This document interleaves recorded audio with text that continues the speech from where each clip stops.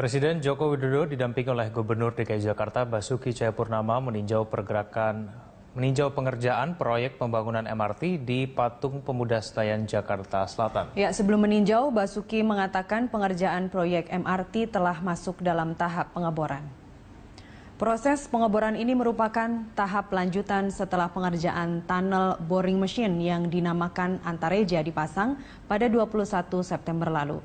Bor Antareja ini dioperasikan oleh kontraktor paket joint venture yang terdiri dari Shimizu, Obayashi, Wijaya Karya, dan Jaya Konstruksi.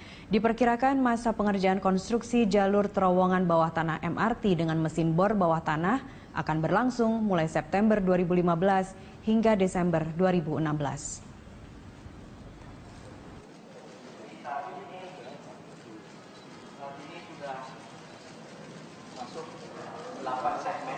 Presiden Joko Widodo hari ini memantau proses pengeboran terowongan Mass Rapid Transit atau MRT di Senayan, Jakarta. Jokowi ditemani Gubernur DKI Jakarta Basuki Cahayapurnama dan Dirut PT MRT Jakarta Dono Bustami. Serta untuk informasi selengkapnya kita terhubung dengan reporter Mario Delima dan juru kamera Januar Rahmatsyah dari Istana Presiden Jakarta. Ya Mario, apa poin menarik dari hasil tinjauan Presiden ke lokasi pengeboran MRT? Ya, selamat siang Nastiti. Memang tadi pada saat peninjauan langsung bersama Gubernur DKI dan juga Dirut MRT Dono Bustami, Presiden ingin memantau langsung bagaimana apakah sejak tanggal 21 kemarin tunnel boring mesin sudah bekerja dengan baik. Dan dari pantauannya tersebut lihat bahwa tunnel boring memang sedang bekerja dan juga masih dalam proses pemasangan sehingga tunnel boring mesin tersebut bisa sempurna bentuknya, karena memang tadi kita mendapat informasi bahwa memang tunnel boring mesin akan dipasangkan ekornya dalam waktu yang beberapa saat lagi. Dan untuk poin penting lainnya adalah tadi Presiden senang dengan pengerjaan tersebut karena memang dengan melihat dan meninjau langsung teknologi yang dilakukan oleh Jepang, Presiden menyatakan bahwa transfer dari teknologi tersebut dapat sampai ke pekerja atau kontraktor Indonesia. Dan juga untuk regulasi, tadi Presiden juga menyatakan bahwa hal ini adalah hal yang baru, menjadi sebuah sejarah bagi Indonesia karena memang selama ini kita belum pernah mempunyai sistem transportasi di bawah tanah, dan hal tersebut adalah hal yang baru yang cukup menjadi tonggak sejarah. Begitu yang Presiden katakan kepada media. Dan berikut adalah kutipan dari Presiden Joko Widodo. Kita ingin melihat sebetulnya bekerjanya tunnel boring ini sehari dapat berapa, kemudian sistem untuk apanya ini segmen tunnel, untuk segmen tunnel, untuk ini terowongannya di dalam seperti apa kan. Ini adalah peradaban baru. Kita memasuki peradaban baru, peradaban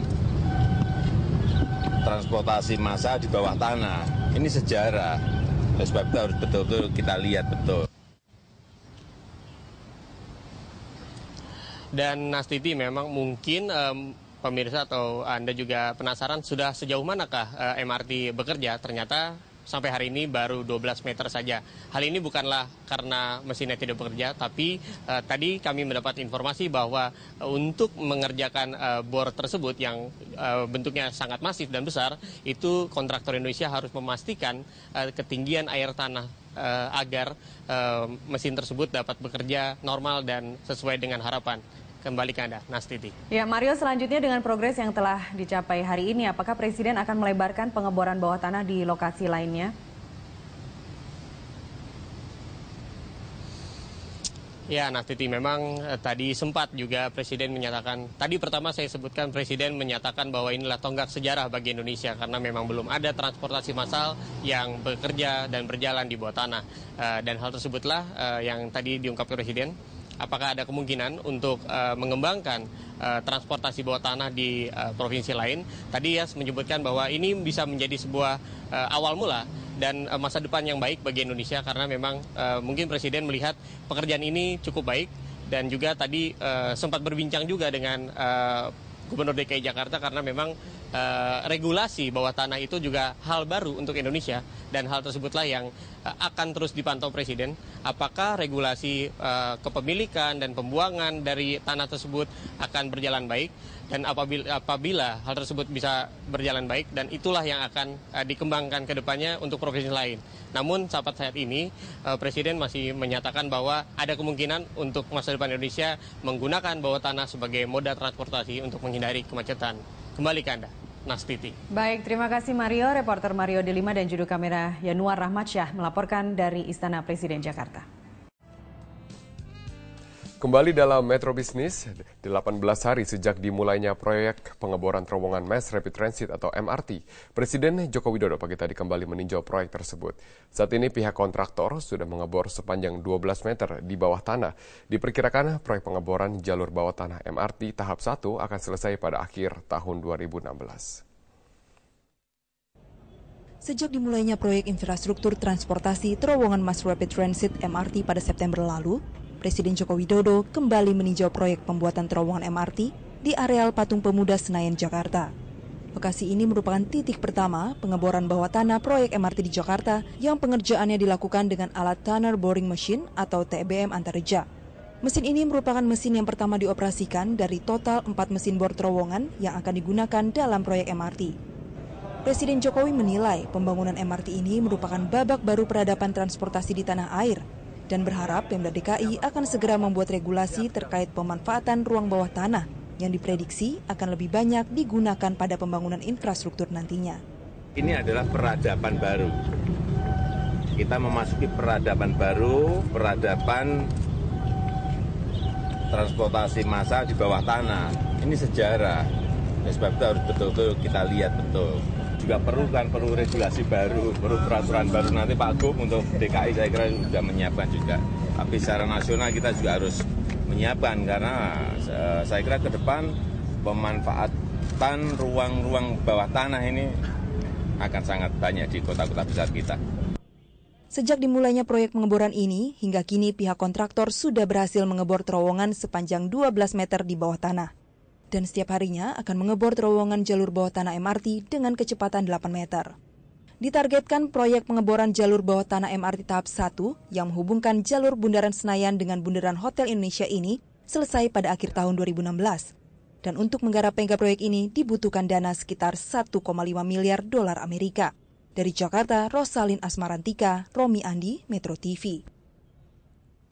Presiden Joko Widodo melakukan kunjungan kerja ke Provinsi Jambi pada Kamis pagi. Di Jambi, Presiden akan memantau penanganan bencana asap yang terjadi akibat kebakaran hutan dan lahan di wilayah Sumatera. Sekretaris Kabinet Pramono Anung menyatakan pemerintah serius menghadapi kebakaran hutan. Jokowi terbang menuju Jambi dari Pangkalan TNI AU Halim Perdana Kusuma, Jakarta Timur. Sebelumnya, Presiden Joko Widodo berencana ke Jambi untuk meninjau lokasi dan penanganan kebakaran hutan. Namun rencana itu batal karena asap pekat tidak memungkinkan untuk penerbangan. Kali ini Presiden bertolak menuju Jambi serta akan berkunjung ke Riau dan Padang untuk memantau langsung upaya penanggulangan kebakaran hutan dan lahan di wilayah itu.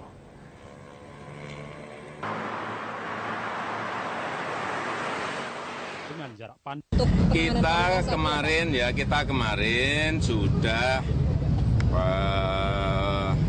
minta bantuan dan dibantu dari Singapura, masih dalam proses Rusia, kemudian Malaysia, kemudian Jepang, yang kita harapkan nanti bisa mempercepat penanganan, karena memang menangani gambut berbeda dengan menangani kebakaran hutan biasa, sangat berbeda sekali. Untuk bantuannya berupa apa, Pak? Bantuan dari Singapura? Ada 3 pesawat mungkin hari ini datang, kemudian dari Rusia juga ada, karena yang kita butuhkan adalah pesawat-pesawat yang bisa mengangkut air 12 ton, 15 ton gitu, bukan seperti yang sekarang yang hanya 2-3 ton, nggak nendang. Kita beralih ke informasi. Bank Indonesia akan terus mendorong penguatan nilai tukar rupiah dengan memanfaatkan sentimen positif dari paket kebijakan ekonomi dan faktor eksternal yang mendukung penguatan rupiah. Bank Indonesia memprediksi penguatan nilai tukar rupiah masih akan terus berlanjut karena saat ini posisi nilai tukar rupiah masih di bawah dari nilai fundamentalnya.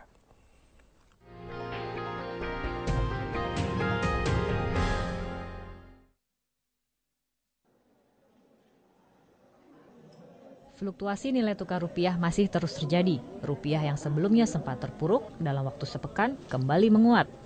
Berdasarkan data Jakarta Interbank Spot Dollar Rate, rupiah menguat, kemarin berada di level 14.065 per dolar, hari ini berada di level 13.809 per dolar. Deputi Gubernur Senior Bank Indonesia, Mirza Aditya Suara mengatakan, penguatan rupiah yang menuju ke level di bawah Rp13.000 sebagian disebabkan oleh faktor eksternal, antara lain sentimen kembali ditundanya kenaikan suku bunga The Fed.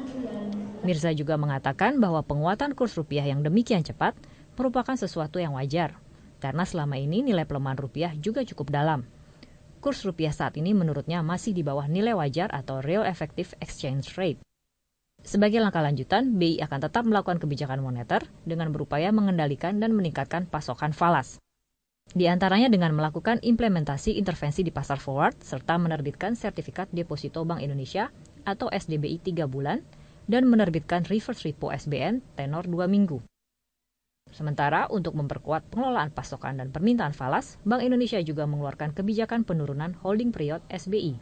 Menaikkan batas maksimum forward jual tanpa underlying dari $1 juta Amerika Serikat menjadi $5 juta Amerika Serikat, serta merelaksasi ketentuan transaksi di pasar forward dengan memperbolehkan underlying deposit falas untuk transaksi. Kalau mereka-mereka yang punya deposit falas di dalam negeri atau di luar negeri tidak boleh dijadikan underlying untuk penjualan forward. Ya, memang ini sangat teknis treasury ya, tapi ini signifikan untuk tambahan supply. Nah, jadi kami longgarkan, kami mengatakan bahwa mereka-mereka yang punya deposit falas di dalam negeri atau di luar negeri bisa dijadikan underlying untuk penjualan forward. Nah, jadi ada supply di spot dari DHE yang dikonvert, ada supply di forward, ya. Nah, Bank Indonesia kemudian juga ready untuk masuk di pasar forward juga. Jadi kita juga nambahin supply lagi di pasar. Untuk menambah pasokan falas, dalam waktu dekat BI juga akan menerbitkan SBI falas, meningkatkan upaya repatriasi devisa hasil ekspor atau DHE dengan memberikan insentif pajak. Ketentuan mengenai aturan ini sedang dalam tahap penggodokan. Tim Liputan Metro TV.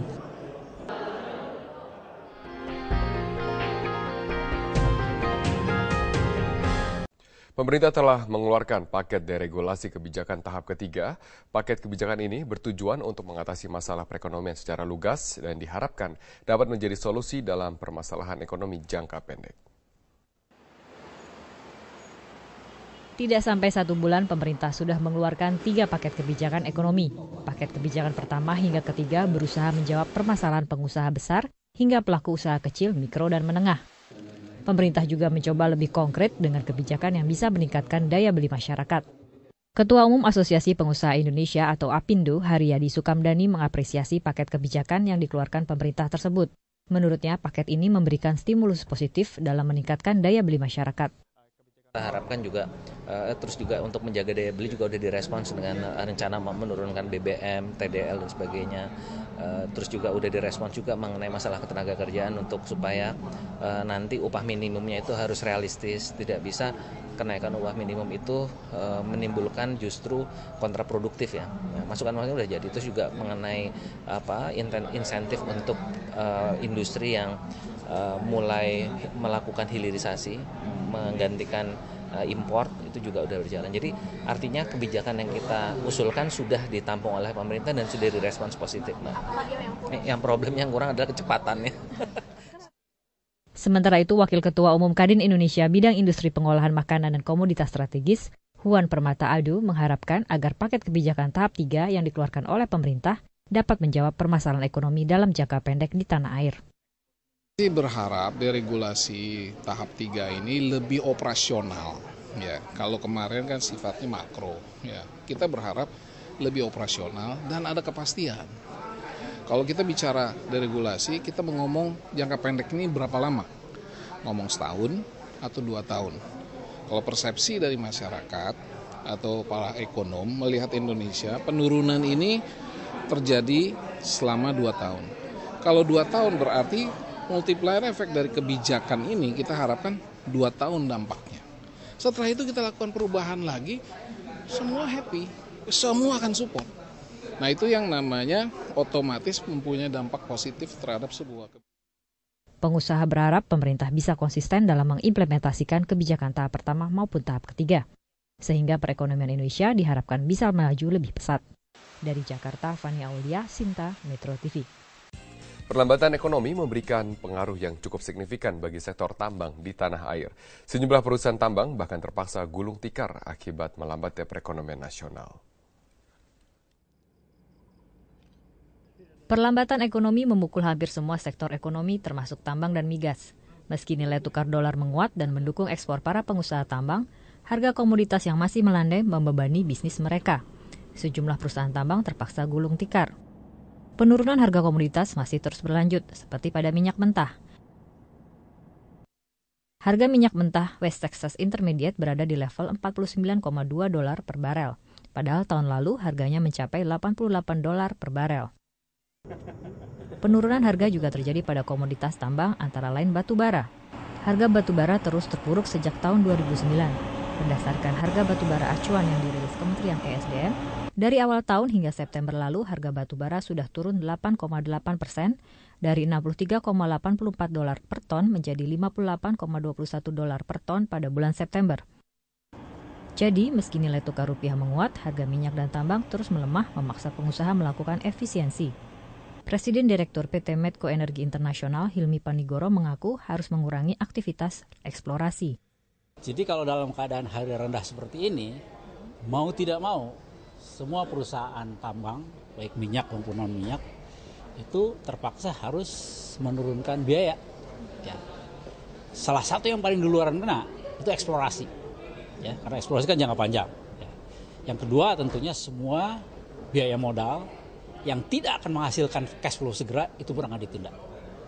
Jadi kalau Anda lihat sekarang hampir seluruh perusahaan minyak maupun non-migas itu rame-rame mereschedule program eksplorasi maupun program belanja modal. Pelemahan harga komoditas memang menjadi masalah negara pengekspor komoditas. Namun menurut Ketua Umum Indonesia Mining Association, Martiono Hadianto, pemerintah dapat melakukan proteksi dengan menyusun regulasi yang dapat melindungi industri tambang tanah air. Sekarang yang dihadapi, satu, harga turun. Dua, pemerintah kelihatannya yang mau berbisnis dan mau investasi melihat aturan-aturan dan cara penanganan pemerintah di dalam menciptakan iklim yang kondusif kurang pas. Sekarang harga turun, apa yang bisa kita lakukan? Nothing. Itu pasar dunia lagi. Jadi satu-satunya yang bisa dilakukan oleh pemerintah, satu, menciptakan regulasi yang lebih kondusif, dua, melaksanakannya dengan baik. Udah itu aja. Melalui paket deregulasi kebijakan yang dikeluarkan oleh pemerintah, diharapkan dapat menjadi stimulus positif dalam pengembangan industri tambang tanah air. Kebijakan ini diharapkan dapat membawa perekonomian nasional ke arah yang lebih baik lagi. Dari Jakarta, Fani Aulia, Wika Risesa, Metro TV. Pemirsa, pemerintah kembali merilis paket kebijakan untuk mendorong pertumbuhan ekonomi nasional. Paket kebijakan Jilid 3 itu fokus pada perbaikan iklim usaha melalui penyederhanaan perizinan pertanahan untuk kegiatan penanaman modal dan penurunan tarif atau harga. Paket kebijakan ekonomi Jilid 3 akhirnya diumumkan pemerintah pada hari Rabu 7 Oktober 2015. Pengumuman paket kebijakan baru itu lebih cepat dari rencana semula yang diagendakan hari Kamis 8 Oktober. Paket kebijakan ekonomi Jilid 3 ini terkonsentrasi pada 2 poin besar, yakni penurunan harga dan atau tarif, serta penyederhanaan izin dan syarat berusaha. Untuk penurunan harga dan atau tarif, pemerintah memutuskan beberapa kebijakan. Antara lain, harga aftur untuk penerbangan luar negeri diturunkan sebesar 10 sen dolar per liter atau sekitar 5,33%. Dan untuk penerbangan domestik diturunkan 1,4%. Pemerintah juga menurunkan harga solar sebesar Rp200 per liter dari Rp6.900 menjadi Rp6.700 per liter. Pertamax diturunkan Rp250 menjadi Rp9.000 per liter dan Pertalite diturunkan Rp100 menjadi Rp8.300 per liter. Sedangkan harga LPG 12 kg diturunkan dari Rp141.000 menjadi Rp134.000 per tabung. Kebijakan penurunan harga bahan bakar dan LPG ini sudah berlaku sejak 1 Oktober 2015. Pemerintah melalui PLN juga memberikan diskon pemakaian listrik sebesar 30% bagi pelanggan industri golongan 3 dan 4.